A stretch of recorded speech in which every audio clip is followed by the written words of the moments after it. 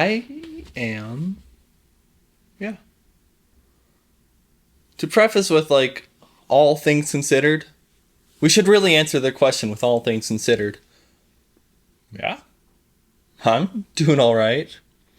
I got engaged this weekend, so, like, huge plus. My fiance's name is Brett.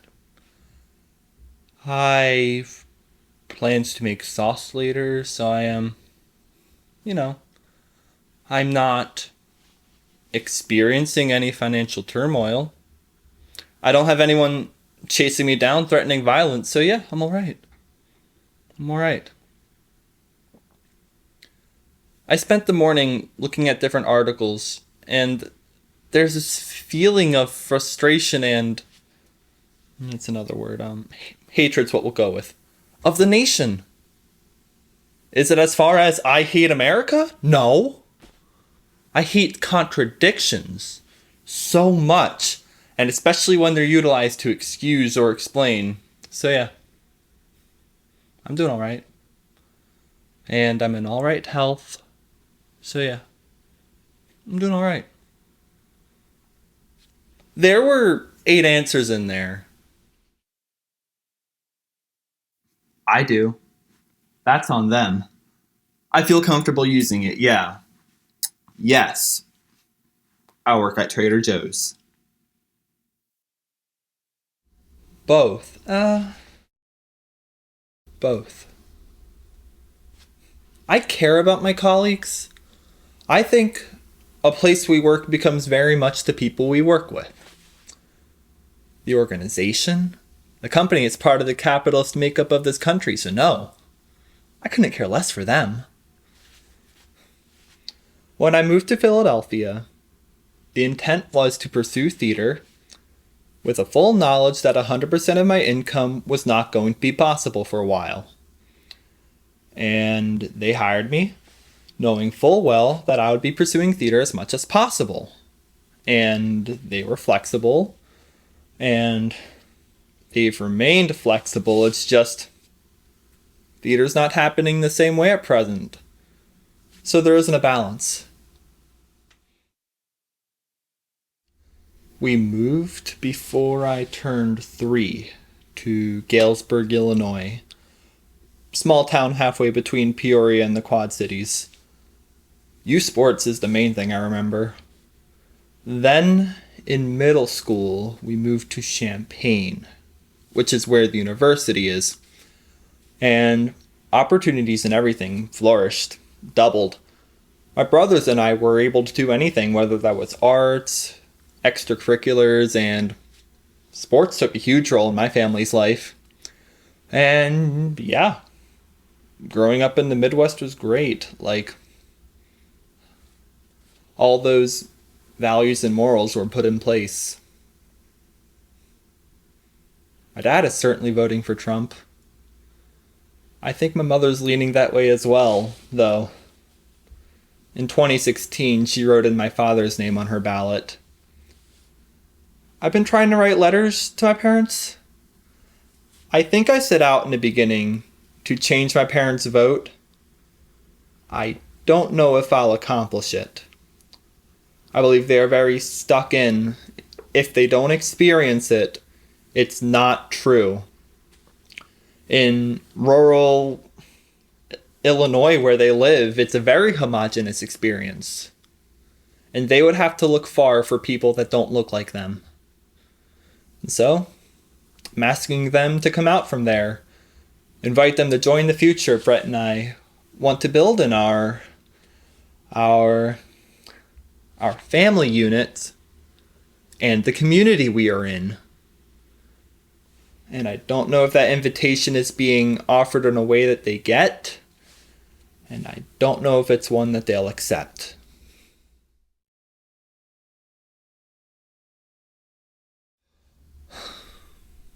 Son, fiance. Another role is artist, and that role isn't being fed. I'm not flourishing in that at present. And yeah, I'm doing more reading than I've done in years, and that's fantastic. Reading is great. but I'm not taking in theater. I'm not feeding the social part of myself that is just an evening out means I'll run into close friends, former castmates, and yeah, they're small talk conversations, but they're feeding the part of me that is someone sees me, someone recognizes me, and wishes me well. And I get to do the same for them. It's that bit of energy sharing. That's one role. And then I have a role that I regard as purely functional. A retail worker. And it's really weird to call food retail, but yeah. I'm a grocer. And the umbrella of that means I'm a co-worker. I'm a work cog. I'm a piece of this capitalist machine. I've been reading A People's History of the United States by Howard Zinn. And the chapters on workers uniting are impacting me in ways I not even calculated. So, yeah, I've been radicalizing myself in ways. What's in it for me? Someone's making a lot of money. Why? And if it all comes down to money, that's reductive and it sucks. The role of a working man in this capitalist society is a very difficult one. No. No. No. But I don't know what to offer as a replacement word. And yeah, picking good fruit.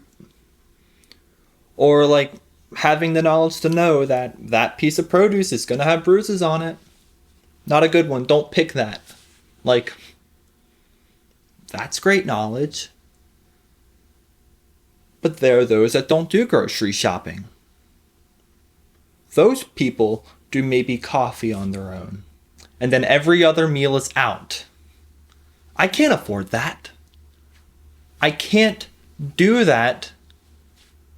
But there are those that do that. So, argument to be made, yeah, not necessarily essential. But then by definition, not calling something essential is somehow non-essential. Who decided? Who decided that? My father's argument would be going to church was an essential part of his day. His faith was an essential part. And for me, going to be in a theater is an essential part. So yeah, I get essential. I get healthcare in a global pandemic. I get it. But as a grocery store worker, no. I have never considered myself essential. And as the pandemic has gone on, the question that pops in my brain is how quickly essential became expendable. Who decided that? When did it slide into it? And what respect do we offer anyone we call essential? It's those inconsistencies that if one thing is regarded as this, there are a number of things that ought to come out of it. It's frustrating. But I've never considered myself essential. Optimistically, after all this, if anyone is sick, they'll wear a mask. I've seen this in other places like Tokyo. It shows that people care enough about strangers to not want to inflict illness on them while still functioning normally. That's what the mask is for the consideration of other humans.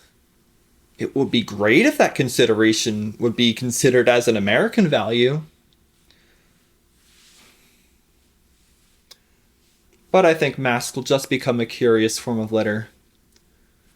The conversations about masks have become about greater systemic problems in America. It's frustrating. It should be about health, but it's become something else. It's confusing. It's 2020. We should be better at this by now.